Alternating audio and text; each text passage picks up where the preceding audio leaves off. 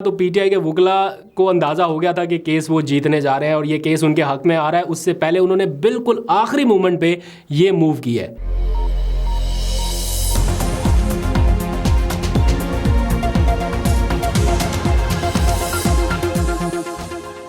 बिस्मिल्लाहिर्रहमानिर्रहीम, अस्सलाम वालेकुम। पाकिस्तान और दुनिया भर में देखने और सुनने वालों को अब्दुल कादिर का सलाम। तो आप लोग खुश तो बहुत लग रहे हैं, तो इस खुशी को थोड़ा सा दुबाला करते हैं। इस वक्त जब मैं आपसे बात कर रहा हूं तो टीवी चैनल्स की स्क्रीन्स रेड हैं और ब्रेकिंग न्यूज़ नशर की जा रही है कि पाकिस्तान तहरीक इंसाफ ने अपनी इंतखाबी सियासत का सबसे अहम तरीन केस जीत लिया है।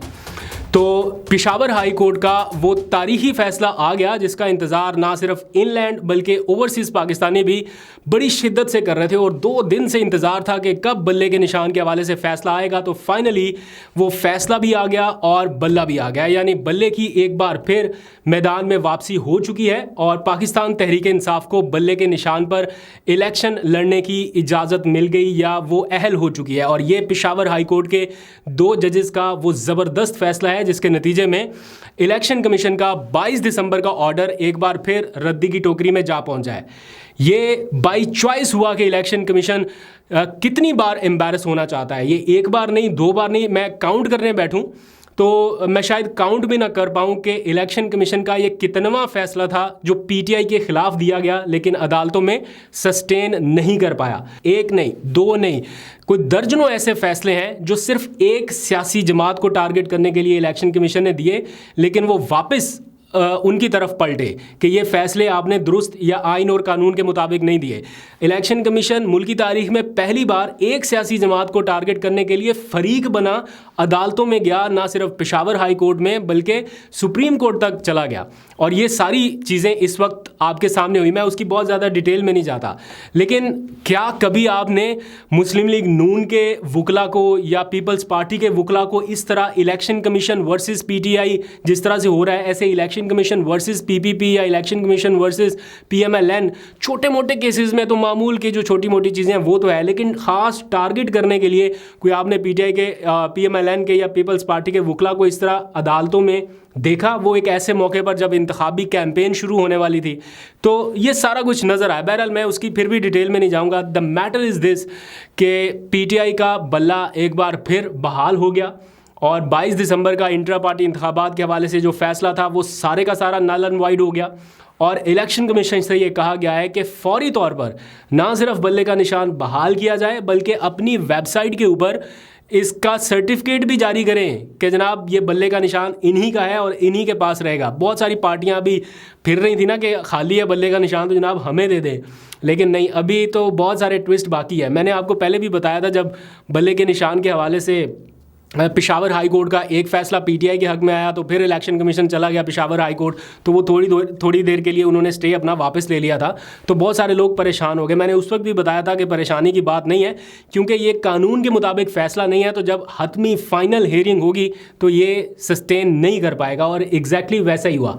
अब क्वेश्चन ये है कि क्या इलेक्शन कमीशन अब भी बल्ले का निशान उनसे वापस छीन सकता है? क्या अब भी कोई चांस बाकी है इलेक्शन कमीशन के पास अपनी एम्बैरसमेंट को ख़त्म करने के लिए? क्या वो काजी फाइज ईसा साहब की अदालत जा सकता है, सुप्रीम कोर्ट जा सकता है? इन केस अगर ऐसा होता है, जिसके चांस कम है लेकिन हो भी सकता है, अगर ऐसा होता है तो पीटीआई का काउंटर मूव क्या होगा और काउंटर स्ट्रेटजी क्या होगी वो भी अभी आपके सामने रखता हूँ, क्योंकि वो सारा कुछ भी डिसाइड हो चुका। क्योंकि आज पीटीआई ज़हनी तौर पर तैयार थी कि अगर उन्हें रिलीफ ना मिला तो फिर चूँकि वक्त कम है, उन्होंने टिकटें अपनी डिस्ट्रीब्यूट करनी थी, तो वो फिर क्या करने जा रहे हैं। तो जो उनका काउंटर मूव था वो भी आपके सामने रखूँगा। लेकिन आज बैरिस्टर अली ज़फ़र ने जो प्रेस कॉन्फ्रेंस की मुख्तसर सी, उसमें उन्होंने कहा कि 15 मिनट के अंदर अंदर, जो कि अब गुजर चुके हैं, मुझे पता नहीं, मैं आपसे व्लॉग में बात कर रहा हूँ तो मैंने चेक नहीं किया, नेक्स्ट व्लॉग में आपको चेक करके ज़रूर बता दूंगा। उन्होंने कहा कि अगर 15 मिनट के अंदर अंदर हमारा बल्ले का निशान बहाल करके इलेक्शन कमीशन ने अपनी वेबसाइट पर सर्टिफिकेट ना जारी किया तो वो तौहीने अदालत की मुर्तकब होगी और इस बार हम बर्दाश्त नहीं करेंगे।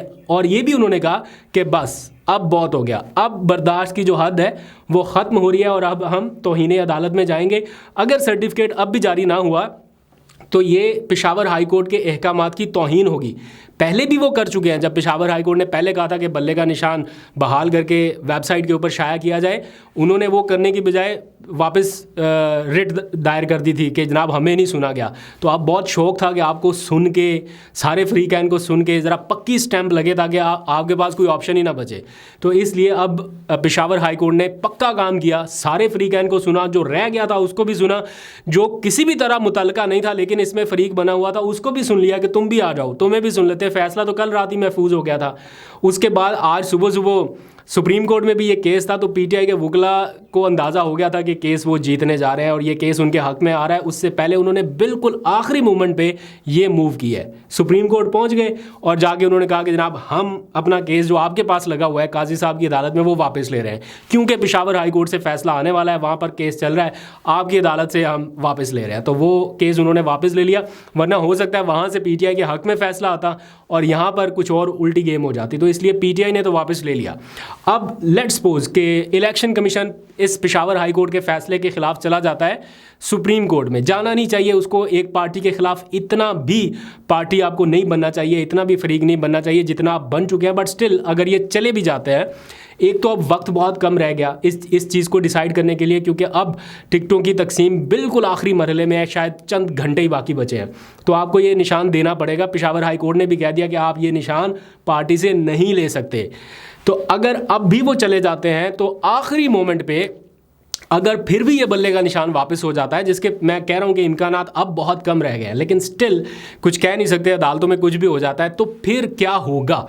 क्या पीटीआई के पास कोई अल्टरनेट प्लान है? तो मैंने आपको 2-3 दिन पहले जो 2-3 पार्टियों का बताया था, उससे भी एक इंटरेस्टिंग मूव पीटीआई के इस वक्त ऑन पेपर्स कह लीजिए या ऑन माइंड आप कह लीजिए वो चल रही है। वो ये है कि कल रात आपने देखा इलेक्शन कमीशन ने उजलत में ही, जल्दी में ही, पेशावर हाई कोर्ट का फैसला भी आया नहीं, इसने जल्दी से जनाब सारी 145 सियासी पार्टियों की लिस्ट बना के रिटर्निंग अफसरान को दे दी, उसमें से पीटीआई को निकाल दिया कि पीटीआई का निशान जो है वो किसी को नहीं अलॉट करना, इसके अलावा जो है वो बाकी आप निशान जो है किसी को भी अलॉट कर सकते हैं, जो भी आए, जो भी टिकट लेने के लिए आपके पास पहुंचे।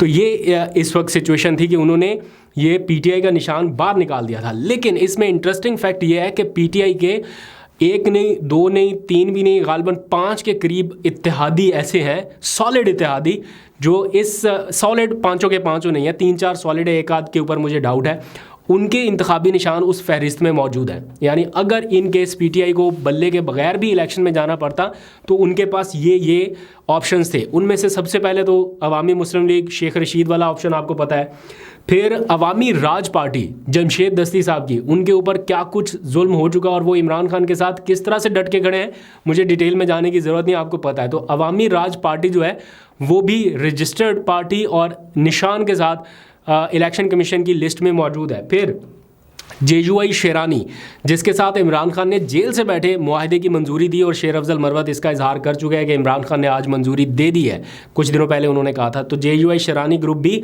पीटीआई के पेपर्स में था। फिर GDA, grand democratic alliance party, मेरा ख्याल उनका इंतखाबी निशान और वो भी रजिस्टर्ड पार्टी के साथ मैदान में मौजूद हैं। तो जीडीए के साथ भी अलायंस हो सकता था, लेकिन वो शायद बहुत एक्सट्रीम वाली स्टेज में थे। और फिर मजलिस वहदत अल मुस्लिमीन, जो कि तहरीरी मुआहदे के साथ पीटीआई के साथ खड़ी हुई है या इंतखाबी इत्तेहाद कर चुकी है इमरान खान की मौजूदगी में, और अल्लामा राजा नासिर अब्बास साहब की मौजूदगी में ये मुआहदा हुआ था। तो ये जो पार्टियां हैं, और साथ में पाकिस्तान अवामी तहरीक, ये भी पार्टी है जो अल्लामा ताहरुल कादरी साहब की है, वो भी रजिस्टर्ड पार्टी के तौर पर यहाँ पर मौजूद है।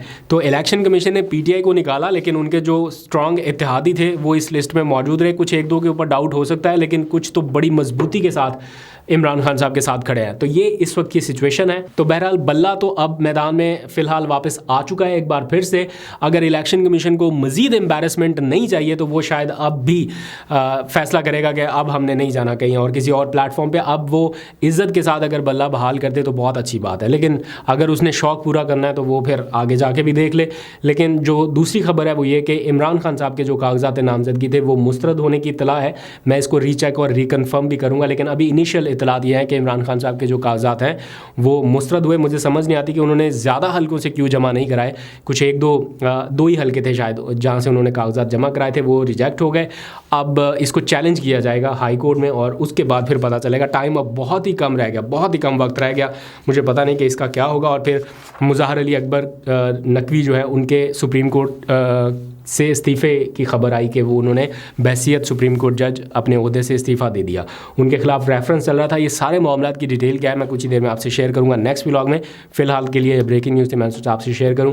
अगर आपको वीडियो पसंद आई और बल्ले के निशान की बहाली पर आप खुश हैं तो सब्सक्राइब का बटन दबाना मत भूलिएगा। अभी तक के लिए इतना ही। अपना बहुत सा ख्याल रखिए। अल्लाह हाफ़िज़।